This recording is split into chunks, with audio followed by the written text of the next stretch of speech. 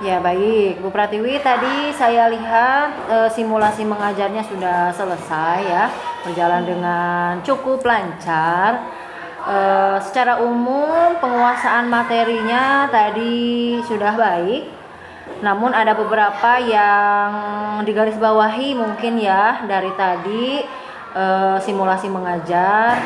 Itu adalah yang saya garisbawahi. Yang pertama itu sepertinya anak kurang termotivasi ya, karena tadi lihat Bu Pratiwi tidak menggunakan media ya dalam mengajarnya, sehingga pada akhirnya mengakibatkan anak itu menjadi pembelajaran itu kurang kondusif.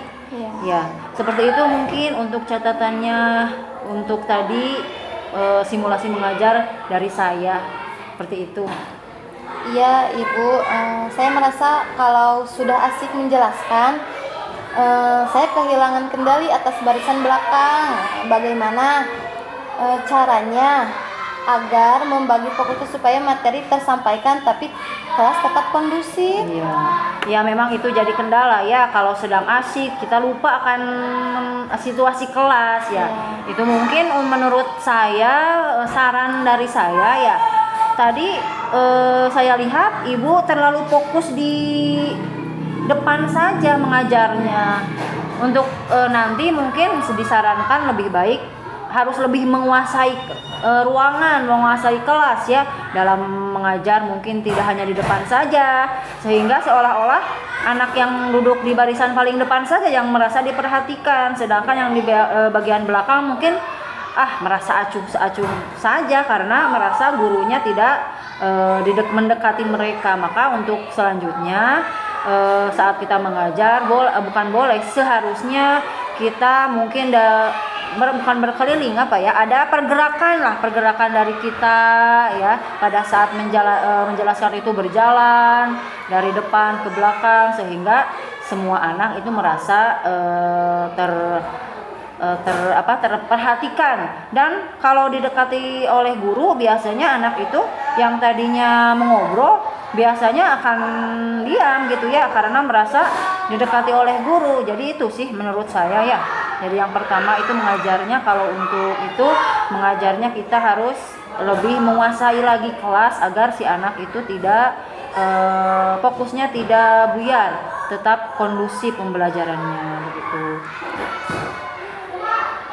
Oh, berarti saya harus jalan-jalan gitu. Ya, betul. Jangan diam saja ya. Harus ada mobilitas, ada pergerakan dari guru sehingga membuat kondisi belajar siswa itu lebih baik lagi begitu. Ya. Kalau untuk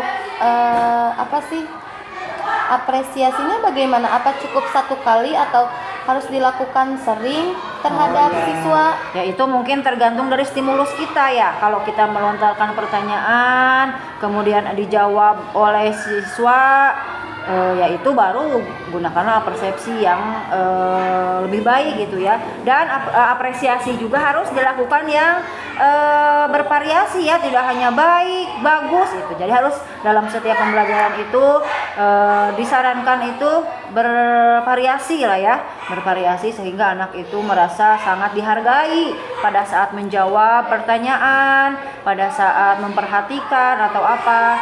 Dengan adanya apresiasi dari kita itu justru meningkatkan semangat atau motivasi belajar dari anak itu sendiri begitu. Baik Bu, saya akan mencoba terapkan mobilitas kelas dan penguatan nonverbal di pertemuan berikutnya. Terima kasih banyak atas masukannya. Mudah-mudahan saya bisa praktik lebih baik lagi untuk kedepannya. Ya, sama-sama ya Bu. Semangat ya untuk praktek selanjutnya. Ya, terima kasih Ibu. Ya.